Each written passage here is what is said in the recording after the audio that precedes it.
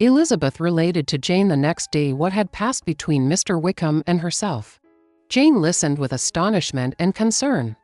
She knew not how to believe that Mr. Darcy could be so unworthy of Mr. Bingley's regard. And yet, it was not in her nature to question the veracity of a young man of such amiable appearance as Wickham. The possibility of his having endured such unkindness was enough to interest all her tender feelings.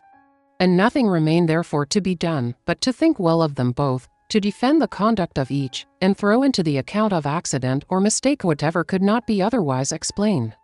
"They have both," said she, "been deceived, I dare say, in some way or other, of which we can form no idea. Interested people have perhaps misrepresented each to the other. It is, in short, impossible for us to conjecture the causes or circumstances which may have alienated them, without actual blame on either side." "Very true, indeed. And now, my dear Jane, what have you got to say on behalf of the interested people who have probably been concerned in the business? Do clear them too, or we shall be obliged to think ill of somebody. Laugh as much as you choose, but you will not laugh me out of my opinion. My dearest Lizzie, do but consider in what a disgraceful light it places Mr. Darcy, to be treating his father's favourite in such a manner, one whom his father had promised to provide for. It is impossible. No man of common humanity, no man who had any value for his character, could be capable of it. Can his most intimate friends be so excessively deceived in him? Oh, no. I can much more easily believe Mr. Bingley's being imposed on, than that Mr. Wickham should invent such a history of himself as he gave me last night. Names, facts, everything mentioned without ceremony. If it be not so, let Mr. Darcy contradict it. Besides, there was truth in his looks. It is difficult, indeed it is distressing. One does not know what to think. I beg your pardon. One knows exactly what to think, but Jane could think with certainty on only one point, that Mr. Bingley, if he had been imposed on, would have much to suffer when the affair became public. The two young ladies were summoned from the shrubbery, where this conversation passed, by the arrival of the very persons of whom they had been speaking. Mr. Bingley and his sisters came to give their personal invitation for the long-expected ball at Netherfield, which was fixed for the following Tuesday. The two ladies were delighted to see their dear friend again, called it an age since they had met, and repeatedly asked what she had been doing with herself since their separation. To the rest of the family they paid little attention, avoiding Mrs. Bennet as much as possible, saying not much to Elizabeth, and nothing at all to the others. They were soon gone again, rising from their seats with an activity which took their brother by surprise, and hurrying off as if eager to escape from Mrs. Bennet's civilities. The prospect of the Netherfield ball was extremely agreeable to every female of the family. Mrs. Bennet chose to consider it as given in compliment to her eldest daughter, and was particularly flattered by receiving the invitation from Mr. Bingley himself, instead of a ceremonious card. Jane pictured to herself a happy evening in the society of her two friends, and the attentions of her brother.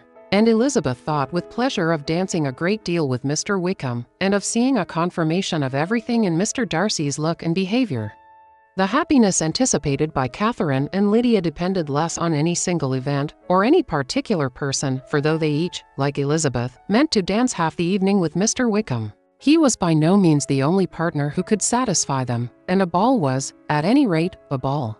And even Mary could assure her family that she had no disinclination for it. "While I can have my mornings to myself," said she, "it is enough. I think it is no sacrifice to join occasionally in evening engagements. Society has claims on us all. And I profess myself one of those who consider intervals of recreation and amusement as desirable for everybody." Elizabeth's spirits were so high on this occasion, that though she did not often speak unnecessarily to Mr. Collins, she could not help asking him whether he intended to accept Mr. Bingley's invitation, and if he did, whether he would think it proper to join in the evening's amusement.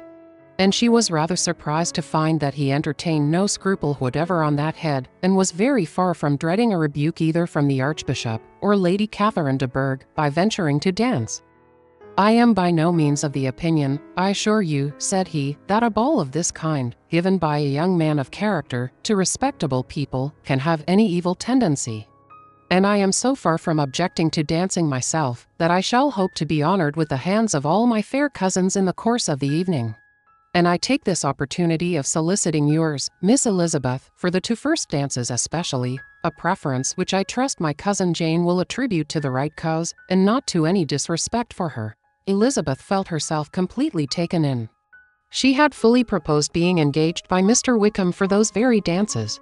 And to have Mr. Collins instead, her liveliness had never been worse timed.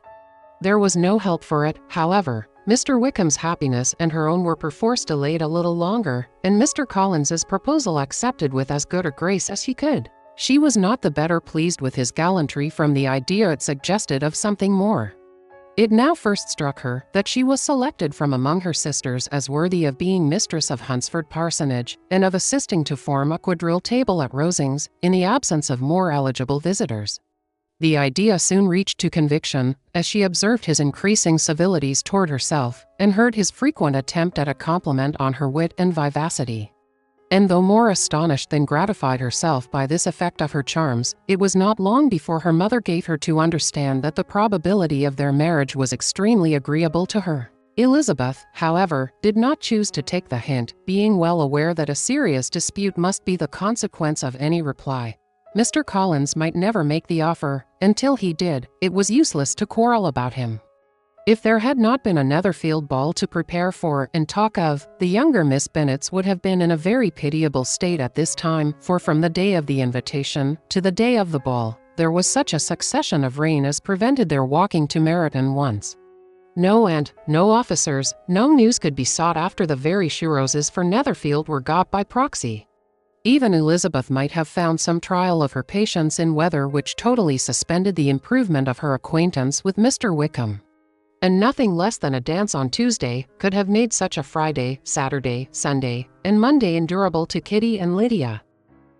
Subscribe to our channel, EchoBooks, and join us on a journey through timeless stories. Hit the bell icon to stay notified of new uploads. Thanks for watching.